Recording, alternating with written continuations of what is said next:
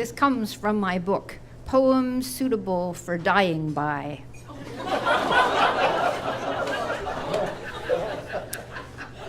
This is an alphabet poem. A is for Abitibi, of which I invest. B is for broker, who does so suggest. C is for cost, which it certainly does. D is for the dumb fool who buys international fuzz. E is for economy, those cheap bargain brands. F is for fun beach, relax on golden Florida sands. G is for garage, where I'll keep my Ferrari. H is for help, with the bill I'll be sorry.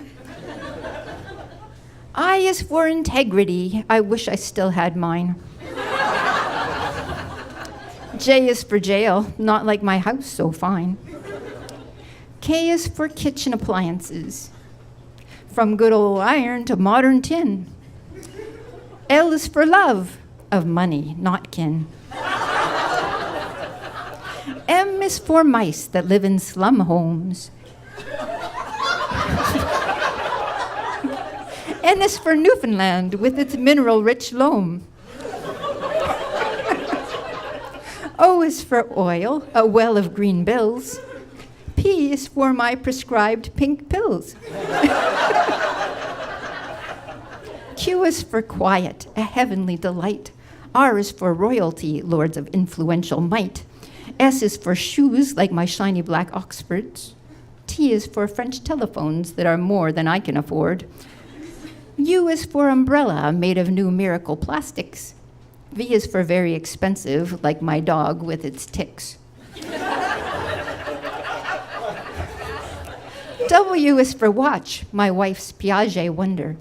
X is for xylophone, let's hear one more number. Y is for yuck, which is all I can say for my life. Z is for zag and zoom and zife. But most of all, it ends this poem, so it's the end of my strife.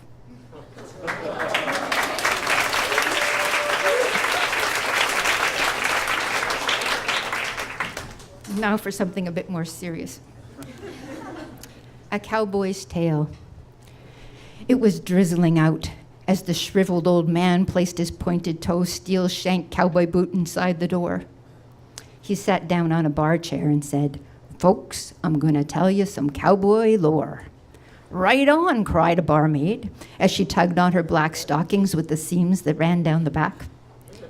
The cowboy lowered his voice and said confidentially, "Though I've been from California to the Yukon, it's friends that I lack." A sniffle was heard from the back of the room as the stranger continued his tale. "I've gathered enemies like leaves during a gale. I've had shootouts with mayors and villains and such, and I kept on winning, though not by much. But this last was my worst, 'cause I fought Meanie McGaffer. And though I fought my best, he is the laugher. I'm shot in the nose, the leg, and the elbow, in the hand, the throat, and my left big toe." "Poor boy," sighed the barmaid with her arms around him. The stranger smiled appreciatively, for though she wasn't pretty, at least she was slim.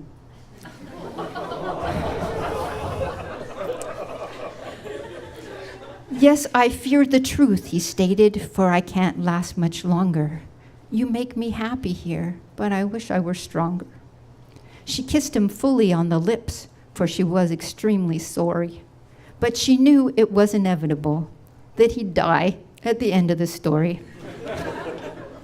He was clinging to life like a slug on a juicy plant.